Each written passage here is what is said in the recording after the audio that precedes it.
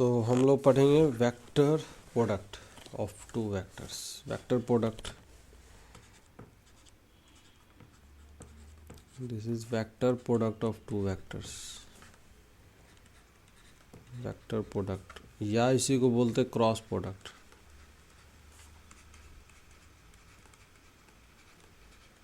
Cross product, vector product बोल दे या cross product, बात एक ही है। ठीक है, तो वेक्टर प्रोडक्ट का मतलब क्या है कि दो वेक्टर है, इसका अगर प्रोडक्ट करेंगे तो एक वेक्टर ही आएगा, है कि नहीं। जैसे A cross B, vector A cross B is defined as, पता होगा क्या डिफाइन होता है, mod A vector mod B vector into sine of theta N cap. ये वेक्टर है इसीलिए इसमें डायरेक्शन भी होगा। डायरेक्शन क्या होगा, कहने का मतलब ये है कि अगर दो वेक्टर कोई भी है, अगर ये ले ले, ये वेक्टर ए है और फिर ये दूसरा वेक्टर बी है, ठीक है, उनका क्रॉस अगर करेंगे ए से बी की तरफ, तो ए पे ऐसे हाथ रखिए और इधर बी की तरफ घुमाइए, तो जो आपका उंगली का डायरेक्शन होगा, अंगूठा का डायरेक्शन, वो ऊपर की तरफ आएगा, हवा में आएगा, ठीक है, अलग प्लेन में आएगा, ए और बी के परपेंडिकुलर प्लेन में आएगा, तो उसी को बोलते हैं क्रॉस प्रोडक्ट। वो इसका डायरेक्शन होगा N cap. N cap is in the direction perpendicular to the plane of vector containing A and vector B, where N cap is equal to unit vector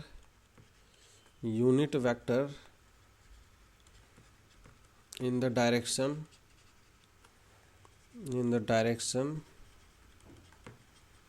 perpendicular to the plane of vector A and vector B. Vector A and vector B के plane के perpendicular आएगा, ठीक है। तो ये चीज़ ध्यान रखिए, कभी भी अगर ये चीज़ पूछ ले कि find vector perpendicular to vector A and vector B, तो खट से दिमाग में यही आना चाहिए कि क्रॉस प्रोडक्ट लेना है। दो वेक्टर के परपेंडिकुलर वेक्टर कभी भी निकालना हो तो you will have to do this. समझ में आ रहा ना, बहुत सिंपल सा काम है, कुछ ऐसा नहीं है बहुत भयंकर सा काम करना है, एकदम आसान काम है। तो ये जो छोटी छोटी बातें की जाती है, इसका इम्पोर्टेंस विथ समय के साथ ज़्यादा होता है। जब हम क्या होता है ना, जब क्वेश्चन कॉम्प्लिकेट होता है, चाहे भी कुछ भी टाइप का कुछ क्वेश्चन पूछा जाता है, जहाँ पे चीज़ें हम बहुत आसानी से नहीं फाइंड कर पाते हैं, चाहे कुछ इस तरीके का होता है, तो वहाँ पे फंडामेंटल ही हमें काम आता है एक्चुअली में। जब हम फंडामेंटल कॉन्सेप्ट पे वापस से जाते हैं, तब हमें ये चीज़ समझ में आता है कि अच्छा हाँ, यहाँ पे तो वो छोटी बात थी जो हमने मिस कर दिया है। समझ में आ रहा है ना, तो ये चीज़ हमेशा ध्यान रखिएगा। चलिए छोटी छोटी बातें और करेंगे। अच्छा, इसमें जैसे ये क्रॉस भी कर दिया हमने, डायरेक्शन बता दिया, परपेंडिकुलर है। अच्छा, जैसे सिस्टम आई जे के वाला सिस्टम याद है ना सभी को, कुछ याद है आई जे के का सिस्टम। जैसे अगर बात करें, ये एक्स एक्सिस है अपना, ये वाई एक्सिस है और ये जेड एक्सिस है, ठीक है। तो एक्स एक्सिस के अलोंग यूनिट वेक्टर क्या होता है, पता ही होगा सबको, आई कैप होता है। वाई एक्सिस के अलोंग यूनिट वेक्टर जे कैप और जेड एक्सिस के अलोंग यूनिट वेक्टर के कैप। तो आई क्रॉस के, अगर आई क्रॉस जे करेंगे तो क्या आएगा निकल के, बताइए, के वेक्टर आएगा ना। ऐसे आई पे हाथ रखिए, राइट हैंड रखना है, और जिस तरीके से एरो है उस तरीके से घुमा दीजिए, तो आपका जो अंगूठे का डायरेक्शन है ऊपर की तरफ जाएगा। तो यहाँ पे ये चीज़ याद रखेंगे कि आई क्रॉस जे जो होगा, दिस इज इक्वल टू क्या आएगा, के वेक्टर आएगा। फिर जे क्रॉस के क्या आएगा, आई की तरफ आएगा। फिर के क्रॉस आई क्या आएगा, के क्रॉस आई जे आएगा। इसको ऐसे याद रख सकते हैं, एक वो बना लीजिए सर्कल सिंपल सा, आई जे और ये के है, ठीक है, आई जे और के है। तो यहाँ पे आई से जे की तरफ अगर जाएंगे एंटी क्लॉकवाइज सेंस में, तो अगर एंटी क्लॉकवाइज सेंस है कि ये क्लॉकवाइज सेंस है, एंटी क्लॉकवाइज सेंस है, तो एंटी क्लॉकवाइज सेंस में अगर आई क्रॉस जे करेंगे तो के मिलेगा, जे क्रॉस के करेंगे तो आई मिलेगा, अगला मिल जाएगा, कहने का मतलब। लेकिन अगर हम यही चीज़ क्लॉकवाइज सेंस में जाएंगे, उल्टा अगर जाएंगे, जैसे जे क्रॉस आई करेंगे, जे क्रॉस आई, तो ये चीज़ माइनस ऑफ के कैप हो जाएगा, डायरेक्शन पलट जाएगा। समझ में आ रहा है ना। जैसे आई क्रॉस के अगर करेंगे तो क्या आएगा, माइनस ऑफ जे आएगा। फिर सिमिलरली के कैप क्रॉस जे कैप करेंगे, माइनस ऑफ आई कैप आएगा। सही है। अच्छा, ये चीज़ तो होता ही है यहाँ पे कि यहाँ पे जैसे ए क्रॉस बी का वैल्यू बी क्रॉस ए के बराबर होगा कि नहीं होगा? अगर ये स्टेटमेंट लिखा हो तो सही होगा कि गलत होगा? पहले हमें ये बताइए, whether this statement is right और रॉन्ग। ये रॉन्ग स्टेटमेंट है। Why this is A wrong statement? क्योंकि डायरेक्शन अभी सेम नहीं है इस दोनों का। एक का डायरेक्शन ऊपर होगा और एक का डायरेक्शन नीचे होगा। अगर ये स्टेटमेंट लिखा हो कि mod of A cross B is equal to modulus of B cross A, क्या अब ये स्टेटमेंट सही है? अरे मॉडुलस तो सेम ही होगा ना, मॉडुलस सेम होगा, लेकिन ऐसे डायरेक्ट लिख देगा तो स्टेटमेंट गलत हो जाएगा। सही है ना? तो ये सब छोटी छोटी बातें हैं, बाकी कोई ऐसा भयंकर चीज़ नहीं है कि समझ में नहीं आएगा, सब आएगा समझ में। जैसे अगर दो वेक्टर है, दो वेक्टर का क्रॉस प्रोडक्ट अगर निकालना हो, जैसे suppose that vector A equal to, हम बोल देते हैं कि this is A1 I cap plus of this is A2 J cap plus of A3 K cap. सही है। And vector B equal to लिखा हुआ है this is B1 I cap plus of B2 J cap और plus of B3 K cap है। सही है। अब यहाँ पे अगर ए क्रॉस बी निकाला जाए, vector A cross of vector B अगर निकाला जाए, सिंपल सा तरीका है इसका, आई कैप जे कैप और के कैप लिख दीजिए और फिर यहाँ पे A1 A2 A3। ध्यान रखेंगे एक चीज़, जो वेक्टर पहले है उसका कोफिशिएंट पहले आएगा, फिर B1 B2 और B3। ठीक है ना?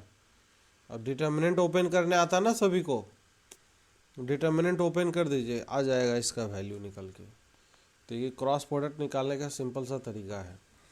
अच्छा, ज्योमेट्रिकली क्रॉस प्रोडक्ट क्या रिप्रेजेंट करता है? ज्योमेट्रिकल रिप्रेजेंटेशन, ज्योमेट्रिकली अगर बात करें, geometrically what represents the cross product? जैसे ए क्रॉस बी का ज्योमेट्रिकल सिग्निफिकेंस क्या है? ए क्रॉस बी तो देखिए सिंपल सा इसका मतलब है कि अगर दो वेक्टर लिया जाए, यहाँ पे एक वेक्टर ए है, ये this is A vector B, अगर इस दोनों का क्रॉस प्रोडक्ट करेंगे तो इससे बनने वाला जो पैरेललोग्राम है, ठीक है, ये एरिया वेक्टर देता है एक्चुअली में। इस पैरेललोग्राम का जो मैग्नीट्यूड होगा, modulus of A cross B, this will give the area of parallelogram. Area of parallelogram determined by vector A and vector B. Vector A and vector B से बनने वाला जो पैरेललोग्राम होगा, इस पैरेललोग्राम का ये एरिया निकाल के देगा। समझ में आ रहा है? क्यों निकाल के देगा भाई? ऑब्वियस सी बात है ना, ये अगर एंगल थीटा है, कॉमन सेंस से ये एंगल थीटा है, इसका लेंथ बोल देते हैं ए है, तो याद करिए एरिया ऑफ पैरेललोग्राम का फॉर्मूला क्या होता था? इसका लेंथ अगर बी है तो एरिया ऑफ पैरेललोग्राम क्या होता था फॉर्मूला? क्या ए बी साइन थीटा हो जाएगा, और ये modulus of A cross B क्या होगा? वही चीज़ होगा ना, mod A mod B sine theta हो जाएगा। और इसका जो डायरेक्शन होगा एक्चुअली में, इस एरिया अपने आप में एक वेक्टर क्वांटिटी होता है, एरिया वेक्टर। जैसे एरिया वेक्टर का ज़रूरत फिजिक्स वगैरह में होता है, जैसे कर्ल वो सब निकालना होता है ना, डाइवर्जेंस वगैरह, फ्लक्स वगैरह, ये सब पढ़े कभी? नहीं पढ़े। E dot D S equal to Q in upon epsilon naught, कुछ होता है ना? नहीं, पता नहीं सर। अरे फिजिक्स वाले जंतु लोग कौन है? दिव्या जी का फिजिक्स है, पता है कुछ ऐसा करके कुछ होता है? E dot D S equal to Q in upon epsilon naught. किसी क्लोज्ड फिगर के अंदर कोई चार्ज अगर रखा है तो उससे बनने वाला जो फ्लक्स है, फ्लक्स उसके लिए ये फॉर्मूला होता है ना, ये पता नहीं, गॉस डाइवर्जेंस थ्योरम बोलते हैं इसको, कुछ होता है ना इस टाइप का नाम।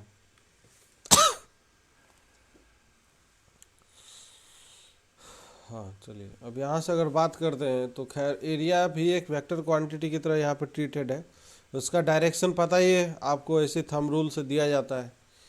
है ना। तो अगर कोई भी थ्री डी फिगर एक रिजल्ट बता देते हैं यहाँ पे, एक बहुत इंपॉर्टेंट रिजल्ट होगा। अगर किसी भी थ्री डी फिगर का सारे फेसेस का एरिया वेक्टर का सम ऑलवेज जीरो होगा, ठीक है। The sum of all the area vectors, all the area vectors of a 3D object is always zero. इसको फिल भी करा देते हैं अभी कैसे जीरो होता है। सिंपल सा एक क्यूब का एग्जांपल ले लीजिए। क्यूब का अगर एग्जांपल लेंगे तो तुरंत समझ में आएगा आसानी से। जैसे ये क्यूब है, अगर हम बना लिए इस टाइप का क्यूब, अब यहाँ पे ये चीज़ देखिए, इसमें अगर हम सारे फेसेस से करस्पॉन्डिंग इस ऊपर वाला फेस का एरिया वेक्टर लेंगे तो ऊपर आएगा, नीचे वाले का नीचे आएगा, इधर साइड वाले का इधर आएगा, इस वाले का इधर आएगा, और ये जो आप एक सामने वाला इधर वाला इधर आएगा, इस पीछे वाले का पीछे की तरफ आएगा। फील कर पा रहे हैं? तो सबका सम जीरो आएगा कि नहीं आएगा? आएगा जीरो। क्यों जीरो आएगा भाई? इसके ये वाला इससे कैंसिल होगा, ये दोनों कैंसिल आउट हो जाएगा आपस में। फिर सर ये वाला इससे कैंसिल आउट हो जाएगा, ये वाला इससे कैंसिल आउट हो जाएगा। तो ऐसे करके कोई भी 3D ऑब्जेक्ट होगा। ये तो सिंपल ऑब्जेक्ट था जिसमें विजिबिलिटी है, but I am talking about all kind of 3D object. For any kind of 3D object all the sum of all the area vectors related to that figure will always be zero। जैसे यहाँ पे कई बार अब इसका use होगा, इस theorem का कई बार यूज़ हो जाता है, अच्छा खासा यूज़ हो जाता है। जैसे मान लीजिए एक प्लेन है, कोई भी एक प्लेन था, बोला जा रहा है कि इस पे मान लीजिए इसको यहाँ पे काट रहा है, ये काटता हुआ दिख रहा है ना, ये एक्स एक्सिस है, ये वाई एक्सिस है, और ये जेड एक्सिस है। तो बोल दिया अगर कि मान लेते हैं कि यहाँ पे टेट्राहेड्रन है, ये दिख रहा है सबको, पहले टेट्राहेड्रन है। तो यहाँ पे अगर ये बोल दे, ये भी एक 3D ऑब्जेक्ट है, tetrahedron is also A 3D object. बोल दे कि भैया ये जो तीनों फेसेज हैं, ये वाला फेसेज एक साइक्लिक ऑर्डर में है, जैसे ये और ये इस तरीके से चल रहा है।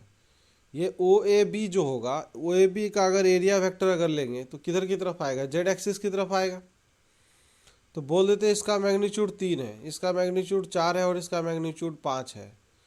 अब हमें ये बता सकते हैं कि इसका एरिया कितना होगा? एरिया ऑफ फेस कौन सा? A B C, triangle A B C. Triangle A B C का एरिया कितना होगा निकाल पाएंगे? बिल्कुल निकाल सकते हैं हम, क्यों नहीं निकाल सकते हैं। अब यहाँ कॉमन सेंस की बात है। ये एरिया ऑफ सब कोई वेक्टर के फॉर्म में अगर लिखें तो हमें सब पता है कि ऑल द वेक्टर एरिया जितने भी होंगे, इसको डेल्टा 1 बोल देते, डेल्टा 2 बोल देते, और ये डेल्टा 3, और ट्रायंगल एबीसी का एरिया डेल्टा 4 है। तो हम ये जानते हैं delta 1 vector plus delta 2 vector plus delta 3 vector plus of delta 4 vector, सारे एरिया वेक्टर का सम क्या जीरो आएगा? आएगा कि नहीं आएगा?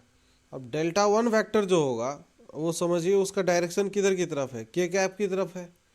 तो सर ये 3 के कैप है भाई। यूनिट वेक्टर लेंगे, मैग्नीट्यूड पता ही है 3 है।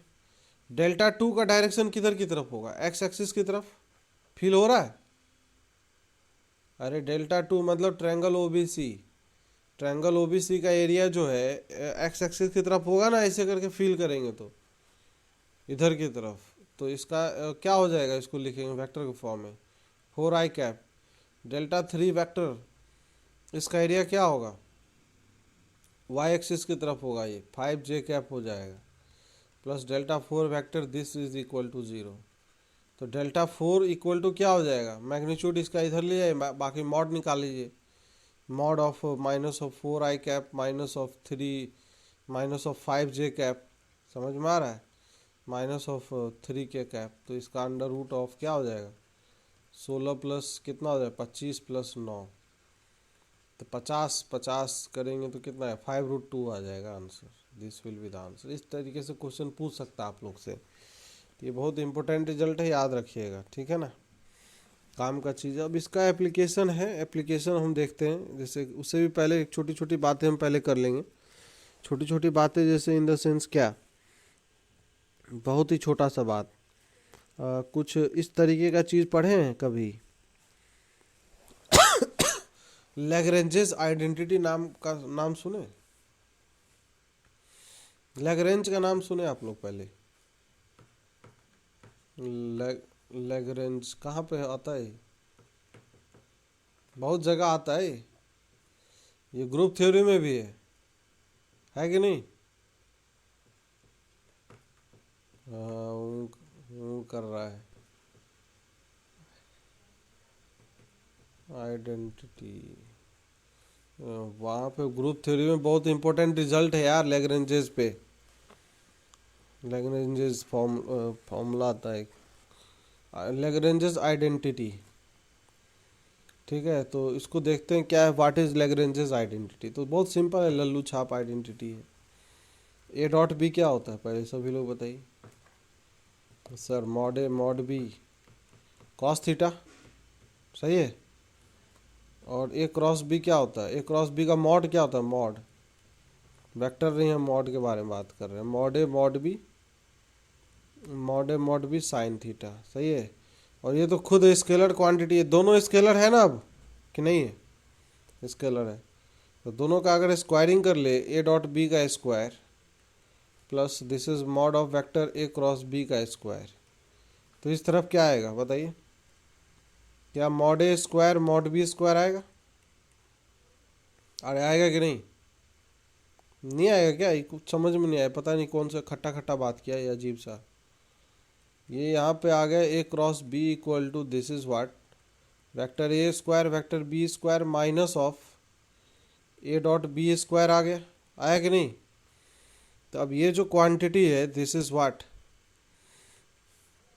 ये क्वांटिटी क्या है बताइए? A dot B vector A dot B is A dot B और फिर माइनस ऑफ क्या है ये, एक सेकेंड, इसका स्क्वायर है ना ये, तो इसको हम ऐसे करके लिखते हैं, देखिए था थोड़ा अच्छा लगेगा।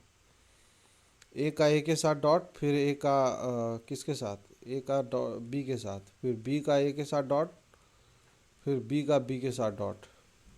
ये 2/2 का एक डिटर्मिनेंट के फॉर्म में लिख सकते हैं, ऊपर वाले एक्सप्रेशन को फील करिए और मल्टीप्लाई करेंगे वापस वहीं पहुंच जाएंगे ना। नहीं समझ में आया? तो वही चीज़ें निकल के आ जाएगा। ये लैग्रेंजेस आइडेंटिटी इसी को बोलते हैं, कुछ नहीं है। तो इसका भी कई बार यूज़ हो जाता है, कई बार डायरेक्ट फॉर्मूला ही पूछ सकता है। छोटा छोटा सा बात है, याद रखेंगे सभी लोग, याद रख पाएंगे ना? अच्छा, एरिया ऑफ ट्रायंगल अगर निकालना हो, जैसे अगर बात करें जो मोस्ट इम्पोर्टेंट एप्लीकेशन अगर बात करें, जैसे एरिया ऑफ ट्रायंगल अगर निकालना हो कभी भी, तो जैसे मान लीजिए ये ट्रायंगल है, ये पॉइंट ए है, ये बी है और ये सी है। ए का पोजीशन वेक्टर ए बोल देते हैं, बी का पोजीशन वेक्टर बी और सी का पोजीशन वेक्टर सी है।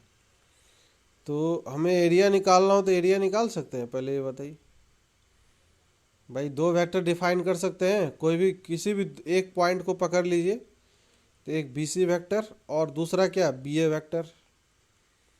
इस दोनों वेक्टर का क्रॉस प्रोडक्ट करेंगे, बी ए वैक्टर और बी सी वैक्टर का, B A vector cross with B C vector का क्रॉस प्रोडक्ट क्या आएगा निकल के बताइए? एरिया ऑफ, अरे एरिया पैरेललोग्राम, पैरेललोग्राम का एरिया आएगा, ये पूरे पैरेललोग्राम का एरिया। लेकिन हमें इसका आधा अगर कर देंगे तो 1/2 टाइम्स क्या आ जाएगा? Area of triangle A B C आएगा कि नहीं? Area of triangle A B C आ जाएगा। कोई समस्या नहीं है। तो यही काम करना है, बहुत सिंपल सा है। तो इसी एरिया का जो एक्सप्रेशन है, area of triangle A B C का एक्सप्रेशन हम डेवलप करने वाले हैं। तो 1/2 times of B A vector क्या होगा बताइए सभी लोग पहले? What is B A vector? चाहे बी सी वैक्टर कोई भी लिख दीजिए पहले, कोई फर्क नहीं पड़ता, मॉड है, मॉड लगा। बी सी वैक्टर क्या होगा? Vector C minus vector B cross with B A vector, तो B A minus of A vector, सही है। अब इसका क्रॉस अगर लेंगे अंदर अंदर पूरा का पूरा क्रॉस, तो क्या आएगा? 1/2 times of C into B vector आएगा, सही है। फिर बी का बी के साथ क्रॉस क्या आएगा? कोई भी वेक्टर का सेम वेक्टर के साथ क्रॉस क्या आएगा, vector A cross A cross A, क्या जीरो आएगा कि नहीं आएगा। अब भाई कोई भी वेक्टर है, दोनों वेक्टर के बीच का एंगल तो जीरो ही होता है ना। और कौन सा ये पैरेललोग्राम बना रहा है कि कुछ एरिया इंक्लूड करेगा, कुछ नहीं करेगा। ऐसे भी फील कर सकते हैं, तो सेम वेक्टर का सेम के साथ क्रॉस जीरो होता है, लेकिन डॉट जीरो नहीं होता। फिर बी का बी के साथ जीरो हो जाएगा, फिर माइनस माइनस प्लस, फिर क्या आएगा। अच्छा एक सेकंड, कुछ छूट रहा है क्या, कुछ अभी हमने छोड़ दिया है एक टर्म, सी सी क्रॉस ए, तो वो भी लिख लेते हैं। तो फिर minus times of C cross of A, फिर बी का बी के साथ जीरो, फिर बी क्रॉस ए आ जाएगा, सही है। अच्छा अब इसको थोड़ा सीधा करके लिखते हैं, बी क्रॉस ए को minus times of A cross B भी लिख सकते हैं। इसको क्या लिख सकते हैं, minus times of B cross C भी लिख सकते हैं, minus times of C cross A. Minus निकाल लीजिए, मॉड के अंदर कोई फर्क नहीं पड़ने वाला। तो 1/2 mod of vector A cross B, और ये plus of B cross C, और ये plus of C cross of A. ये ए बी सी क्या है ये, अभी यहाँ पे ध्यान दीजिए, गलती करके आएंगे एग्जाम में। ये क्या है ए बी सी, यहाँ पे vector A vector B vector C क्या था, हेलो, पोजीशन वेक्टर थे ये, ध्यान रखना है, गलती नहीं करके आ जाना है। कभी भी कोई भी क्लोज्ड फिगर अगर होगा, तो for any closed figure cyclic order में, जैसे ए का बी के साथ, बी का सी के साथ, सी का ए के साथ, ये क्रॉस लेते जाएंगे सब, हमारे पास एरिया निकल के आ जाएगा। समझ में आ रहा है ना। तो ये सब छोटी छोटी बातें हैं, ध्यान रखना, गलतियां नहीं होनी चाहिए, इसमें गलती हो जाए तो फिर दिक्कत हो जाएगा। अच्छा अब हम फॉर्मूला इसमें एक डेवलप करने वाले हैं, फॉर्मूला के फॉर्म में। अच्छा एक चीज़ और, पहले हम छोटा सा बात और करेंगे उसके बाद फॉर्मूले पे आएंगे। जैसे एक इम्पोर्टेंट पॉइंट समझ लीजिए, इसको कई जगह काम आएगा आप लोगों को। अच्छा ऐसा कहीं लिखा हुआ है, जैसे मान लीजिए ए क्रॉस बी इक्वल टू लिखा हुआ है, दिस इज वेक्टर, मान लेते हैं हम बोल दें ए क्रॉस सी लिखा है, दोनों बराबर है, तो इसका क्या क्या मतलब निकलेगा। क्या वेक्टर बी बराबर वेक्टर सी होगा क्या, पहले ये सब सोच पा रहे हैं सभी लोग हम बात क्या कर रहे हैं। अगर हम इसको अगर इसी तरीके से समझें, तो vector A cross B minus times of vector A cross C कर सकते हैं, this is equal to zero vector. अब यहाँ से ए वेक्टर अगर बाहर ले लें, A cross of this is B minus C vector लिख सकते हैं, this is equal to zero vector. अब ये जीरो होने के दो उपाय है, समझिएगा ध्यान से। अगर इसमें ये बात बोल दे, जीरो किस किस कारणों से हो सकता है हमें ये बताइए पहले। जैसे दो वेक्टर का क्रॉस प्रोडक्ट अगर जीरो है, vector X cross of Y vector equal to zero vector है, तो क्या क्या हो सकता है इसमें कंक्लूजन, उनके बीच का एंगल जीरो, या दूसरा जीरो पाई एक ही बात है, या इनमें से कोई एक वेक्टर खुद जीरो वेक्टर हो जाए। तो इसमें दो बातें हो सकती है, ठीक है। बराबर बराबर तो ठीक है, बराबर हो जाए तो एंगल जीरो ही हो जाएगा। तो ये आइदर एक्स वेक्टर और Y vector is equal to zero null vector, या दूसरा बात ये हो सकता है कि angle between them is zero. अब यहाँ पे भी दो बातें कंक्लूजन निकल सकता है, समझिएगा ध्यान से। तो ये हो सकता है कि इसमें vector A equal to lambda times of vector B minus C, या ऐसा लिख सकते हैं हम साथ ही साथ यहाँ दिया है vector mod of vector A is not equal to zero. तो इसका मतलब ये भी हो सकता है कि सर ये दोनों वेक्टर है वो ये जीरो नल वेक्टर है, इसका मतलब mod of vector B is equal to mod of vector C, ये हो सकता है। ये समझ में आया ये स्टेटमेंट पहला वाला, ये क्या लिख दिया हमने, ये समझ में नहीं आया हो। अरे एक्चुअली में जब एंगल जीरो होगा तो वेक्टर ए और ये वाला जो वेक्टर है वेक्टर बी माइनस सी कोलिनियर होंगे, और जैसे कोलिनियर होगा तो कोलिनियर का रिलेशन क्या होता है, vector A equal to lambda times of B vector B minus C होता है। तो इस ये लिखने में कोई बुराई नहीं है, कोई परेशानी नहीं है, कोई हैरानी नहीं है। समझ में आया कि नहीं बात? ये सब अभी आगे चल के काफ़ी यूज होने वाले हैं। जैसे एज फॉर एग्जांपल अगर पूछ ले, जैसे एज फॉर एग्जांपल अगर हम बात कर ले, कोई बोल दे सॉल्व दिस वेक्टर इक्वेशन, तो सॉल्व वेक्टर इक्वेशन इस टाइप से, vector R cross of A equal to this is vector R cross of B. ठीक है, इस तरीके से कुछ कुछ बोल दे। जैसे मान लीजिए vector R cross of A equal to vector R cross B. अब यहाँ पे जो चीज़ें हैं ना, और इस पे काफ़ी ध्यान दे दे के काम करना पड़ता है। काफ़ी छोटी छोटी बातें होंगी, तो ये सब जो छोटी छोटी बातें होती है ना, ये बहुत काम का चीज़ होता है। जैसे ए क्रॉस बी बोल दे, चाहे ऐसे करके लिख दे, बी क्रॉस ए लिख दे, this is B cross A बोल दे। ठीक है, और साथ ही साथ कोई एक इन्फॉर्मेशन दे देगा, एनी काइंड ऑफ इन्फॉर्मेशन दे देगा कुछ भी निकालने उकालने के लिए। जैसे A dot B equal to चाहे कुछ, तो इस तरीके का जो जैसे क्वेश्चन होगा ना, तो करना कुछ नहीं है, इसको हम इस तरफ लेके आएंगे। Vector R cross of A minus of B cross of A, this is equal to null vector. अब यहाँ से vector are minus of B cross of vector A, this is equal to null vector. अब यहाँ पे बोल देगा, ऐसा condition question में बोल देगा कि vector r is not equal to vector b and mod of vector A is not equal to zero. तो इसका एक ही तात्पर्य निकलता है कि दोनों के बीच का एंगल क्या है, जीरो, तभी जीरो वेक्टर आ रहा है क्रॉस प्रोडक्ट। तो इसका मतलब vector are minus b equal to क्या होगा, lambda times of vector a होगा। तो वेक्टर आर इक्वल टू क्या हो जाएगा, यहाँ से b plus of lambda vector a हो जाएगा। समझ में आया कि नहीं? अब लैम्डा लैम्डा का वैल्यू कुछ कुछ निकालने के लिए कोई इन्फॉर्मेशन वगैरह क्वेश्चन में दिया रहता है, कई बार कुछ ना कुछ इन्फॉर्मेशन दे देगा। समझ में आ रहा है कि कोई भी r dot a equal to, और ये भी दे देगा, जैसे मान लीजिए गिवन ये दे दे कि given r dot vector A equal to कुछ भी, मान लीजिए 1 दे दे, तो क्या हो जाएगा वो आंसर। तो भाई लैम्डा का वैल्यू निकालने के लिए किसके साथ डॉट लेना पड़ेगा बताइए? जिस तरीके का इन्फॉर्मेशन है, डॉट विथ क्या लेना होगा, वेक्टर ए। तो ये सर बन जाएगा r dot a equal to क्या हो जाएगा, this is A dot b plus lambda times of क्या हो जाएगा, मॉड ऑफ वेक्टर ए का स्क्वायर आएगा। तो यहाँ से जो लैम्डा है, चाहे लैम्डा का वैल्यू निकल के आ जाएगा ना, अब लैम्डा इक्वल टू क्या आ जाएगा, इसका वैल्यू 1 है।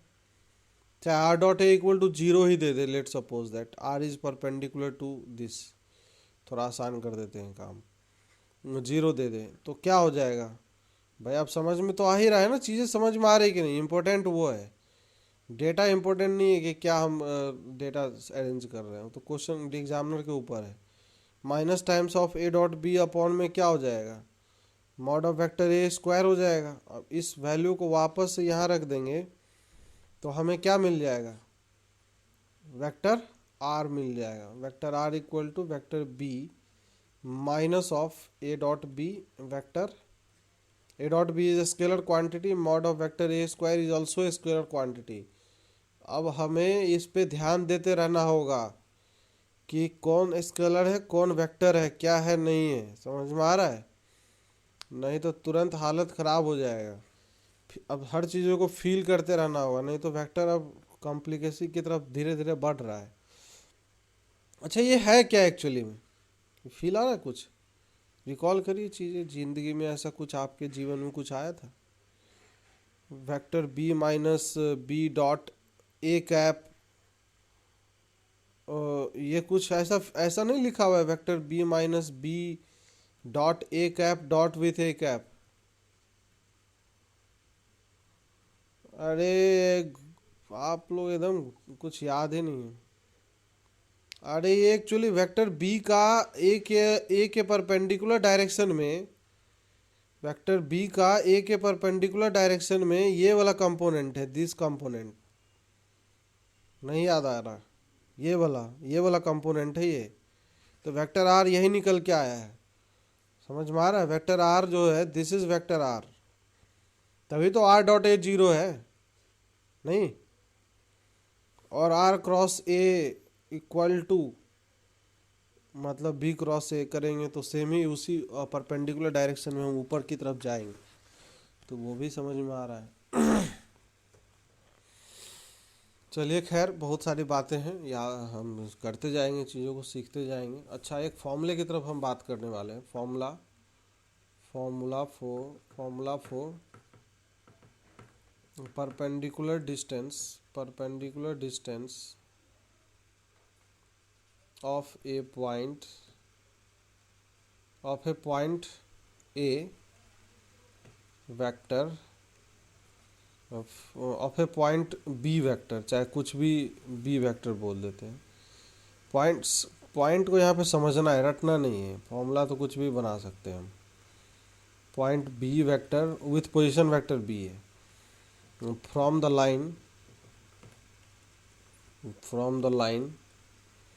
लाइन का इक्वेशन लिखा है vector r equal to vector p plus lambda vector q. ये लाइन का इक्वेशन है, तो क्या होगा इसका फॉर्मूला, कैसे निकालेंगे, कुछ समझ में आ रहा है? हाउ टू कैलकुलेट दिस, तो देखिए यहाँ से ध्यान से सभी लोग। ये लाइन का इक्वेशन जैसे दिया हुआ है, ये लाइन का equation p plus lambda vector Q लिखा है। इसको देखते ही हमारे दिमाग में क्या आता है? इसको देखते ही हमारे दिमाग में क्या काम करता है कि सर ये ऐसा लाइन है जो एक ऐसा पॉइंट से पास कर रहा है जिसका पोजीशन वेक्टर p है और इसके पैरेलल वेक्टर क्या है, q वेक्टर है। इतना समझ में आया? और एक पॉइंट b है जिसका पोजीशन वेक्टर b है। समझ में आ रहा है? अब ये b का इस पॉइंट p से जो डिस्टेंस होगा, ध्यान रखिए,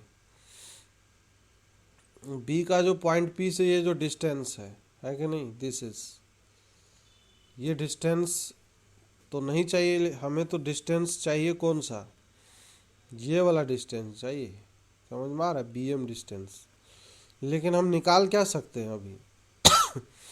bp ही निकाल सकते हैं भाई। bp इक्वल टू क्या होगा, वेक्टर b माइनस पी होगा कि नहीं होगा?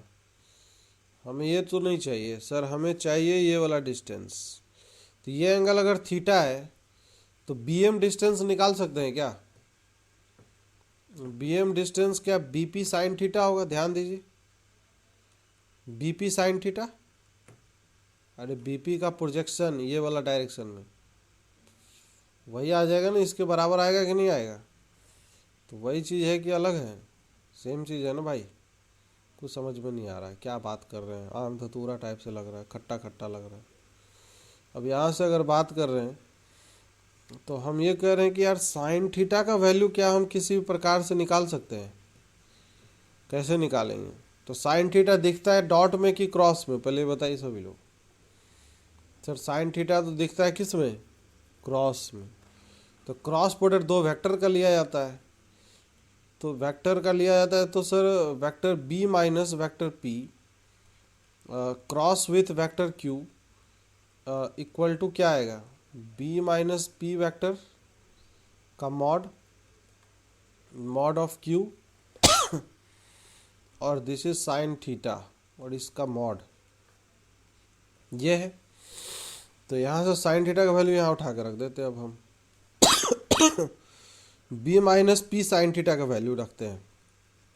b minus P is what, bp sine theta का वैल्यू हो जाएगा क्या, q से डिवाइड करना है तो b minus of p vector cross with q vector का मॉडुलस डिवाइडेड बाय क्या हो जाएगा, मॉड ऑफ वेक्टर q हो जाएगा।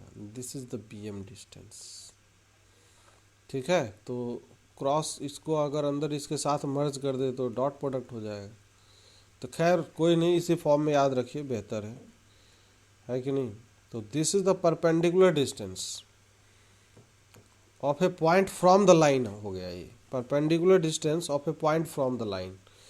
तो यहाँ पे ध्यान रखिए डिफरेंस इसके बीच का है। ये जो फॉर्मूला बन के आया है, इस फॉर्मूले में ये जो डिफरेंस है, ये डिफरेंस इसके बीच में है, b माइनस पी वैक्टर। ये क्या है एक्चुअली में, ये गिवन पॉइंट और जो पॉइंट लाइन के ऊपर है, उस दोनों लाइन के पॉइंट्स के बीच का डिफरेंस है ये। B minus p vector. अरे कुछ समझ में आ रहा है कि नहीं आ रहा है? हेलो। और क्यू वेक्टर क्या है? Q vector is A vector parallel to the line, line के पैरेलल वेक्टर है ये। बाकी डेटा कुछ रहेगा ढेर सारा, कुछ भी आप वैल्यू रखिए आंसर पाइए। समझ में आ रहा है कि नहीं? डायरेक्ट अगर निकालना हो। बाकी एक तरीका और बताया था, याद करिए। पॉइंट, किसी भी पॉइंट से परपेंडिकुलर डिस्टेंस अगर लाइन का निकालना हो तो एक तरीका याद है, क्या बताया था? अरे तरीका बताया था ना, एम का कोऑर्डिनेट निकालने के लिए वेक्टर इक्वेशन से लैम्डा के फॉर्म में ये पॉइंट आता था, फिर b m vector dot with q vector zero करके लैम्डा निकालते थे, फिर लैम्डा एम में रखते थे, एम का कोऑर्डिनेट आएगा, फिर बी एम वैक्टर लिख के मॉड लेंगे। टेडियस प्रोसेस है। तो खैर डिस्टेंस डायरेक्ट पूछे तो ये फॉर्मूला यूज़ कर लीजिएगा, डायरेक्ट बहुत यूज़फुल फॉर्मूला है, ठीक है ना। अच्छा, अब हम बात करेंगे next, distance between the to SQ lines. Distance between two SQ lines, दो एसक्यू लाइंस के बीच का shortest distance between the to SQ lines. इसको ऐसे लिखना बेहतर होगा, shortest distance, shortest distance between the to SQ lines. तो एसक्यू लाइंस याद है कि भूल गए? सभी के सभी याद है ना? क्या होता था एसक्यू लाइंस? सर ये जो होता था अलग अलग प्लेन में, non coplanar lines, non coplanar lines are called the skew lines. Basic fundamental concept कभी नहीं भूलना। अब यहाँ पे ये जो चीज़ें हैं, ठीक है, ये अब हम बात लेते हैं, ये एक्सिस है अपना, कुछ कुछ है, ध्यान दीजिएगा। नहीं तो समझ में नहीं आएगा कि कैसे, फॉर्मूला बस रट लेंगे लेकिन समझ में नहीं आएगा अगर ध्यान से समझा नहीं। तो कोई भी दो स्क्यू लाइन ले लीजिए। पहले ये स्क्यू लाइन है और एक स्क्यू लाइन ये है। ये दोनों स्क्यू लाइन है कि नहीं? पहले दिखिए, सबको दिख रहा है? अरे दिख रहा है ना, स्क्यू लाइन से ये। तो शॉर्टेस्ट डिस्टेंस, अगर मान लीजिए लाइन का इक्वेशन कुछ कुछ लिखा है, let suppose that this line का इक्वेशन लिखा है vector a plus lambda vector p, और इस लाइन का इक्वेशन लिखा है vector A equal to vector b plus of lambda vector q है, ठीक है।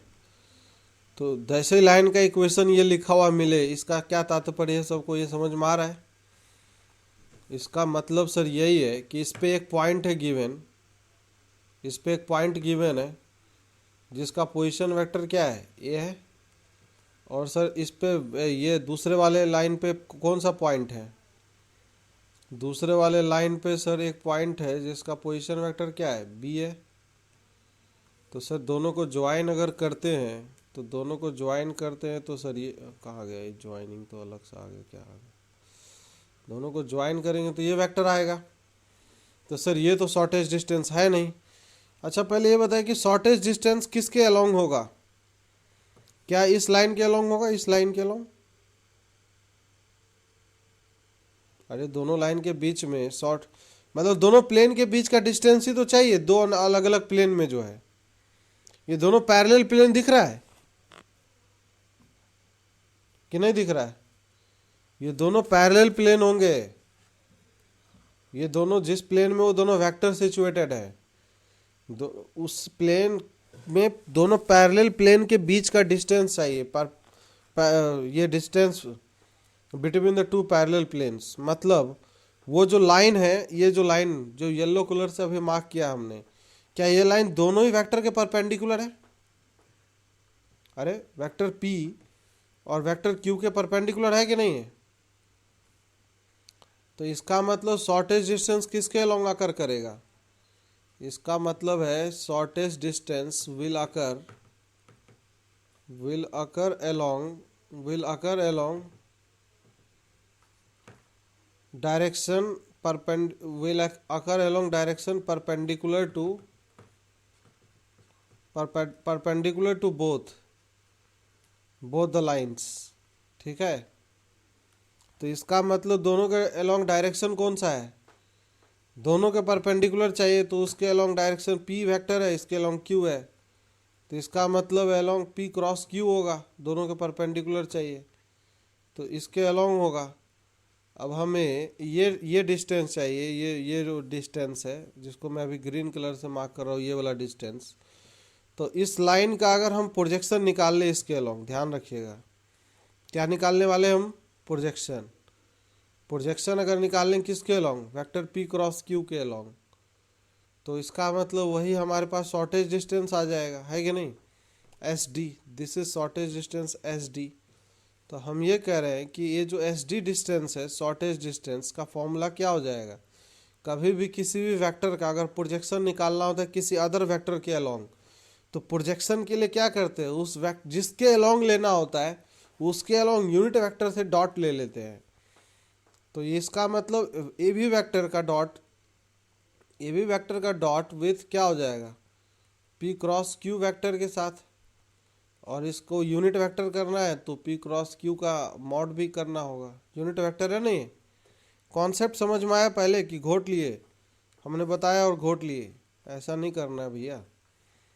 अब ये चीज़ हो जाएगा, a b vector is what, vector B minus of a vector, this is dot with, ध्यान रखिए डॉट होता है यहाँ पे, this is not a cross, vector B minus p cross Q